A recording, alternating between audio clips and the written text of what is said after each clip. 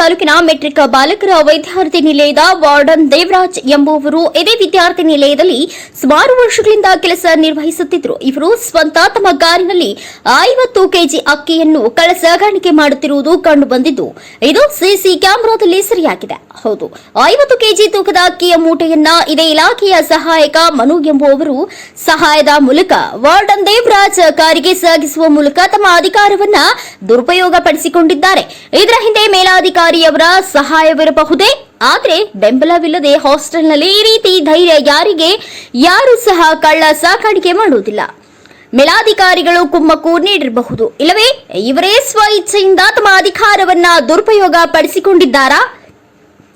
ಆದರೆ ಸರ್ಕಾರದಿಂದ ಬಂದಂತಹ ಆಹಾರ ಧಾನ್ಯವನ್ನ ದುರುಪಯೋಗ ಪಡಿಸಿಕೊಂಡು ವಿದ್ಯಾರ್ಥಿಗಳಿಗೆ ಕಡಿಮೆ ಮೌಲ್ಯದ ಕಳಪೆ ಊಟ ನೀಡುವ ಮೂಲಕ ಸರ್ಕಾರಕ್ಕೆ ಕನ್ನ ಹಾಕುವುದು ಎಷ್ಟರ ಮಟ್ಟಿಗೆ ಸರಿ ಎಂಬುದು ಸಾರ್ವಜನಿಕರ ಪ್ರಶ್ನೆಯಾಗಿದೆ.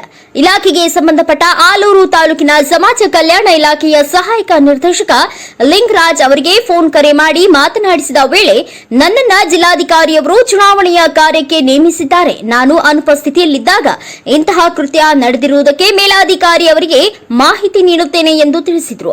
ಆದರೆ ಆಲೂರು ತಾಲೂಕಿನ ಹಾಸ್ಟೆಲ್ಗಳಲ್ಲಿ ಇಷ್ಟು ವರ್ಷದಿಂದ ಇಲ್ಲದಿರುವ ಕಳ್ಳ ಸಾಕಾಣಿಕೆಗಳು ಸಹಾಯಕ ನಿರ್ದೇಶಕ ಲಿಂಗರಾಜ್ ಬಂದ ಮೇಲೆ ಇಂತಹ ಕೃತ್ಯಗಳು ಬೆಳಕಿಗೆ ಬರುತ್ತಿದ್ದಾವೆ ಎಂದರೆ ಇವರಿಗೂ ಹಾಸ್ಟೆಲ್ ವಾರ್ಡನ್ಗಳಿಗೂ ತುಂಬಾನೇ ಸಂಬಂಧ ಗಟ್ಟಿಯಾಗಿರಬೇಕು, ಇಲ್ಲವೇ ವಾರ್ಡನ್ಗಳಿಗೆ ಕೊಟ್ಟಂತಹ ಸಲಹೆಗೆ ಅತಿಯಾಯಿತು ಎಂಬುದು ಸಾರ್ವಜನಿಕರ ಪ್ರಶ್ನೆಯಾಗಿದೆ. ಇಂತಹ ಕಳ್ಳ ಸಾಕಾಣಿಕೆಗಳು ಎಷ್ಟರ ಮಟ್ಟಿಗೆ ಕೊನೆಗೊಳ್ಳುತ್ತದೆ ಎಂಬುದನ್ನ ಕಾದು ನೋಡಬೇಕಾಗಿದೆ. ಶಾಂತ ನಿಲುವಾಗಿಲು, NKS TV4 ನ್ಯೂಸ್, ಆಲೂರು.